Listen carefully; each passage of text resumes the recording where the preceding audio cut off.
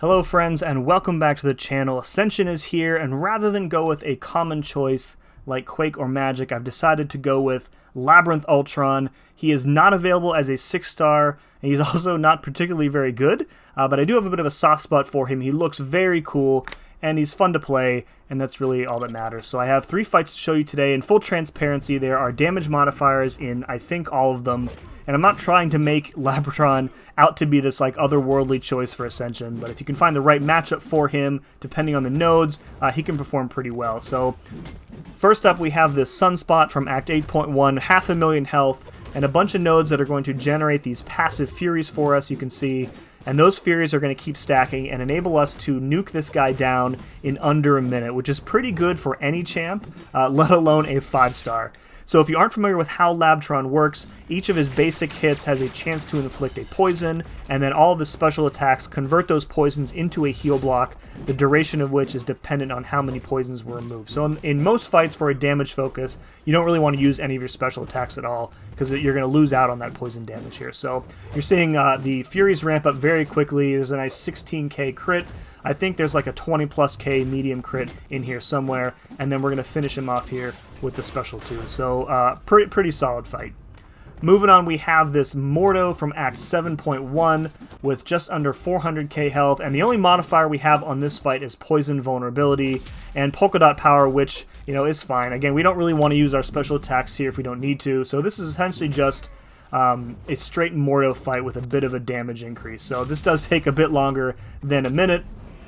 I think there are other nodes on this particular fight that don't really impact Ultron. I think there's like highly flammable and like bleed immunity, maybe it is, but none of those really matter in this fight. So we're just kind of playing him straight up, and you can see with the damage increase from the poison vulnerability, our poisons are ticking for a pretty decent amount, and we're getting some nice basic attack damage there too. There's a 9k crit. We did fire off the special attack. I think I didn't have any poisons on me, so that's what I try and pay attention to. If the specials are okay to use, if you don't have any of the poisons on you, because I really want to keep that poison damage up. If there isn't any poison damage, or if it's about to expire, I'll go ahead and fire off the special attack. So we're playing this fight pretty well. He's being mostly cooperative. Sometimes Mordo these days, he likes to attack you when he's in that passive power gain phase, so he has not done that here, so that's nice to see. Nailing a few key intercepts here. I think this is going to end up just shy of like 100 hits or so. There we go, nice heavy in the corner, and then the special 2 I think finishes him off here. Boom, boom, and he's dead. Not too bad for a 5-star, I would say. Last fight I want to show you here is the infamous 6.2 Mr. Sinister boss. This is a roadblock for many early and progressing players. It's got Backblast, so if you hit him too hard, you're going to be getting an Incinerate debuff on you, a pretty potent one at that. And then Caustic Temper, you're going to be poisoned as you hit into him, so you need a poison immune character, and you also need a Fury buff, or your damage is going to be reduced by like 90%. And when he was nerfed, they changed whatever other node he had on him, I can't remember, to Prey on the Weak. So we are going to be generating a bit of extra power for him, as you'll see, just from those Fury buffs being replaced. The key synergy I'm using for this fight is one that Ultron has with Warlock. It says that whenever you receive a debuff that you're immune to, you get a Fury buff instead. So that is how we are getting the Fury necessary for Caustic Temper. And then you're noticing that I'm avoiding my special attacks, whereas I would normally want to heal block Mr. Sinister.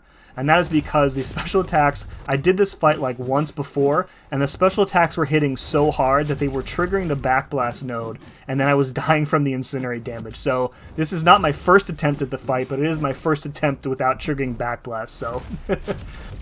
Of course, the fight does take a little bit longer since we aren't able to use those special attacks. We don't have access to that heal block, so we are generating a bunch of extra health for him whenever we crit, but that's the way it goes sometimes.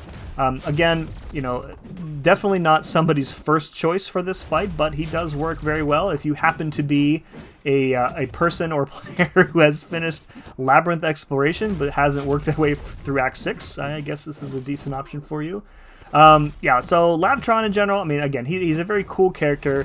I think it would be cool if they would buff him, but, at Trophy Champions, I'm in general wary of buffing them because there are other characters who need it way more than him, and he is not, readily available as some of the other champions are.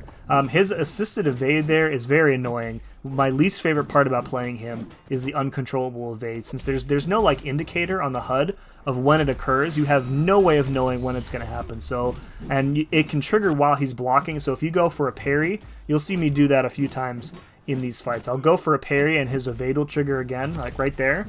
And then if you're not paying attention, you can definitely get screwed by it here. So I think that's really all I wanted to say about this. So I will let the rest of the fight play out.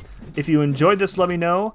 Let me know in the comments below who you chose for Ascension. I'm especially interested in hearing if it wasn't somebody like Quake or Magic. I'm really curious to see how many people chose, like, you know, their favorite champion or somebody else. So that's going to do it.